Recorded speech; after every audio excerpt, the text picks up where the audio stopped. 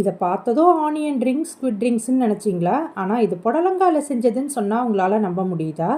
வாங்க ரொம்ப டேஸ்டியான புடலங்காய் ரிங்ஸ் எப்படி செய்யறதுன்னு பார்க்கலாம்.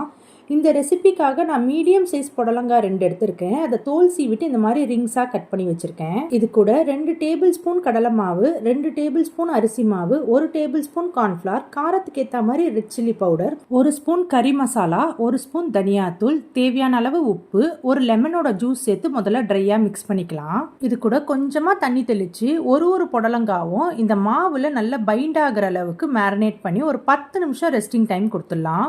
கடாயில் தாராளமாக எண்ணெய் சேர்த்து நல்லா சூடானதும் மீடியம் ஃப்ளேமில் வச்சுட்டு மேரினேட் பண்ணி வச்சுருக்க புடலங்காவை கொஞ்சம் கொஞ்சமாக எண்ணெயில் சேர்த்து நல்லா கோல்டன் ப்ரௌன் ஆகிற வரைக்கும் பொரிச்சு எடுத்திங்கன்னா ரொம்ப டேஸ்டியான புடலங்காய் ரிங்ஸ் ரெடி. புடலங்காலாம் சாப்பிட மாட்டேன்னு அடம் பிடிக்கிற குழந்தைங்களுக்கு ஒரு வாட்டி இந்த மாதிரி செஞ்சு கொடுத்து பாருங்கள். இது என்னன்னே தெரியாமல் சாப்பிட்டு இன்னும் கொஞ்சம் கேட்பாங்க.